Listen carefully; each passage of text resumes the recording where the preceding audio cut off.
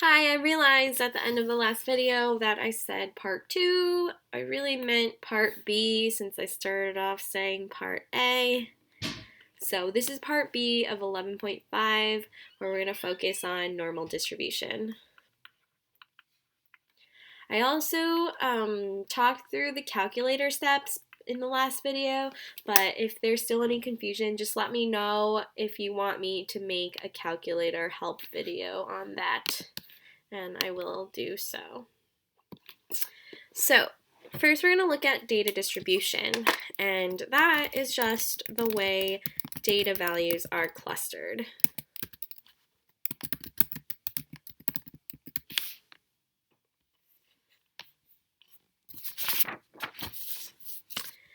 So you can see in the diagram on the left, this would be a positively skewed data distribution.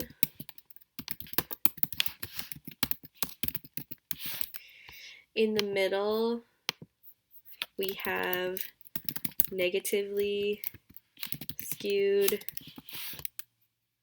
and on the right is normal distribution, which is what we are going to be focusing on in this video.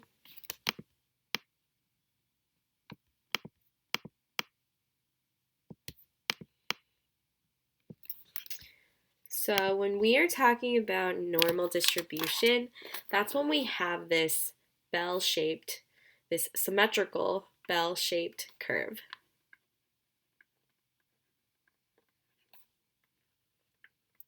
It's defined by the mean, the mu value, and the standard deviation, or sigma value, of the data set. And so the area under the curve represents the probability of something happening, with the total area equal to 1. So the empirical rule helps us figure out probabilities. So in a normal distribution with mean, mu, and standard deviation, sigma, so mu is right at the center of the bell curve, and approximately 68, I'm going to use a different color.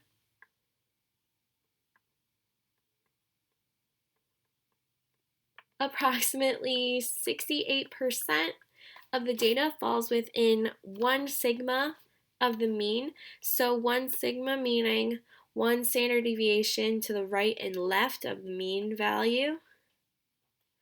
That is 68%. That means that 34% falls in each of these spaces. So remember, when we talk about probability or percent, when we represent it as a decimal, it's represented like this in decimal form. And so when we add all of these together, it should equal to 1. So that is 1 sigma of the mean. Then approximately 95% of the data falls within 2 standard deviation of the mean, or 2 sigma. So that's 2 away from the mean value, 95%. So that means that half of this is half of 95, and if we were to split up the rest, 95 minus 68, we would end up with 27? Yeah, 27%. So that's 0.135 in each of these boxes. Lastly, 99.7% of the data falls within 3 standard deviation of the mean. So that's 99.7%. So if we were to figure out the amount between 99.7 and 95, that'll give us the values that will go in the next spaces, and that is 0.0235,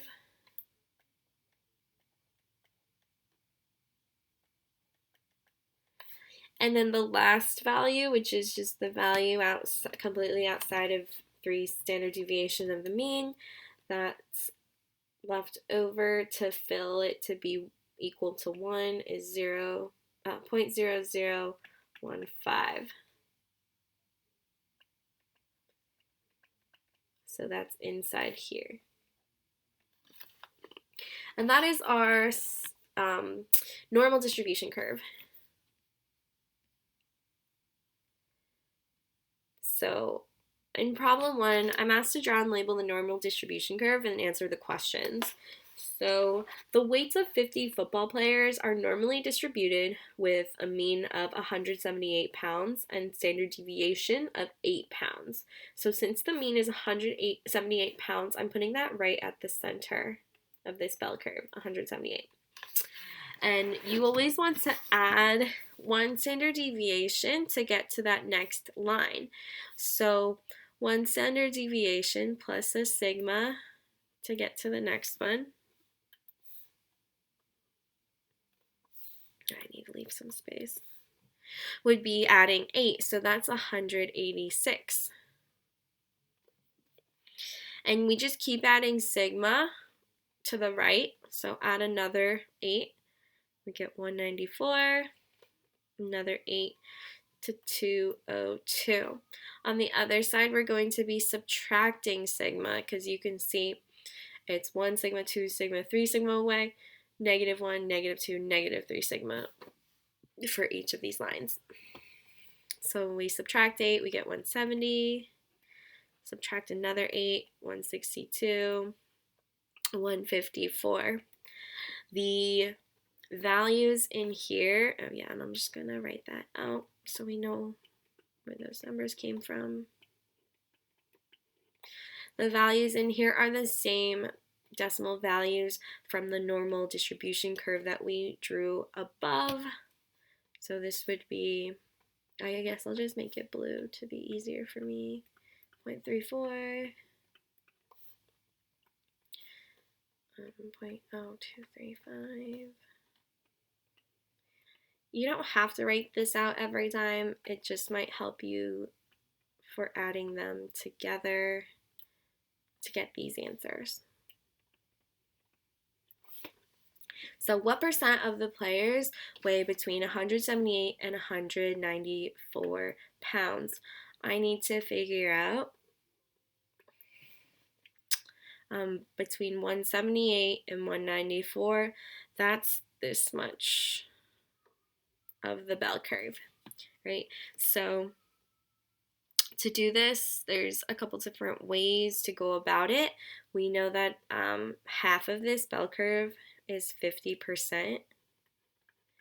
So we can subtract this amount from 50 to get the answer, or you can add these together.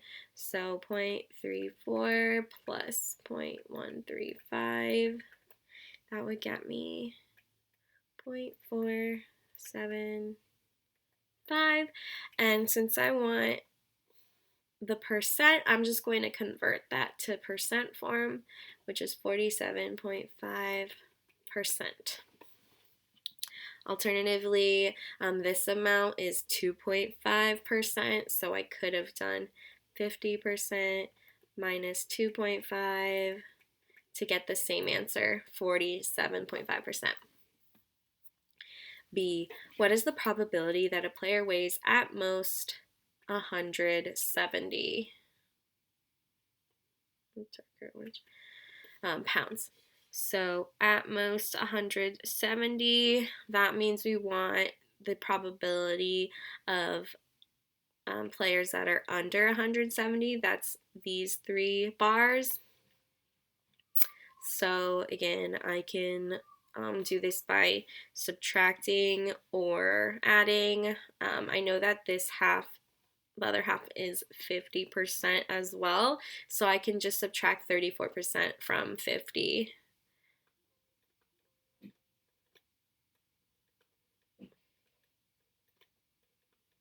And that's going to be probability of 0.16.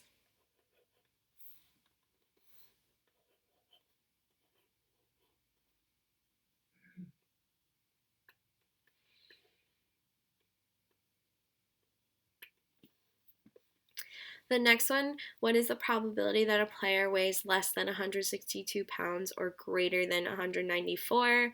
So greater than 194 is this part, and less than 162 is this part. So I know that this is 2.5%, this is 2.5%, so I'm just going to add that together.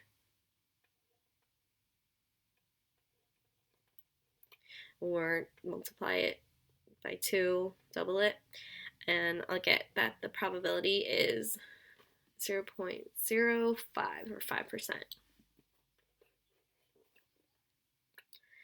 Last one. I don't know what color to use. How many players weigh between 170 pounds and 186 pounds? So between 170 and 186 is this part, which we know is the 68%. So we know this is 68%.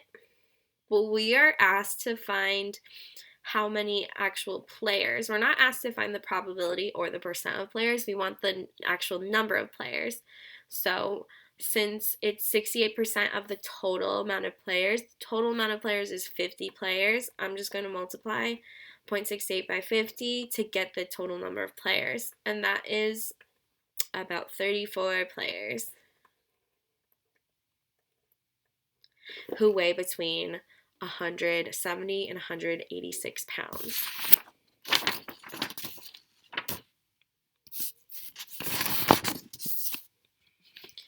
So let's go to the next page. I'll do one more with you. Let's look at number 3. So you should do number 2 on your own.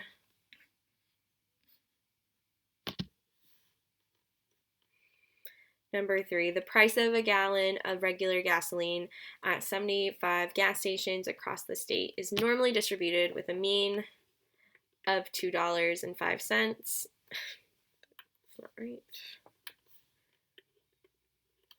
And the standard deviation is 4 cents. So $2.05 should be right at the middle of the bell curve, and you add the sigma on the right and you subtract the sigma on the left. Oh, man, I wrote the wrong number. Sorry.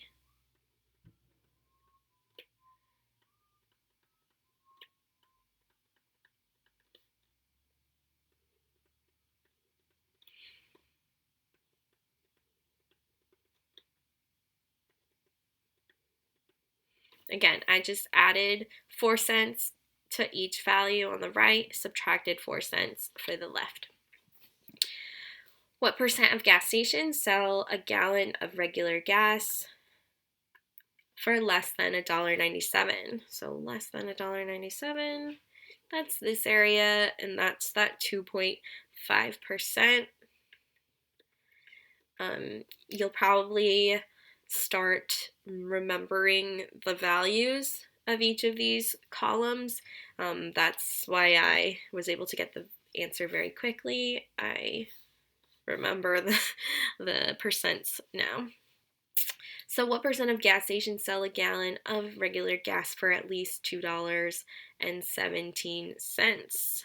So that's just this little portion above, more than 3 sigmas from the mean, and you can just refer back to the normal distribution curve that we drew.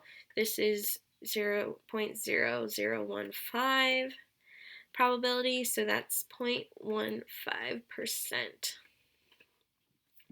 C, what is the probability that a gas station sells a gallon of gas for less than 197 or greater than 205? So greater than 205 would be this entire half, that's 50%, 8.5. And less than less than 197, that's this bit that we had before, which was 0.0025. No. 0.025. like that. So we can just add them together, 0.5 plus 0.025, 0.525 probability. And lastly, about how many gas stations sell a gallon of regular gas for no more than $2.01. So that's this area. I had this value from before by subtracting 0.34 from 0.5, since this column is 0.34 and this whole half is 0.5. So that's a probability of 0.16, but I'm asked for how many stations. So this is like that last problem of the other example I did. We want the actual value of stations, or number of stations. So I'm multiplying that probability by the total gas stations, which is 75, to get this answer of about 12 gas stations.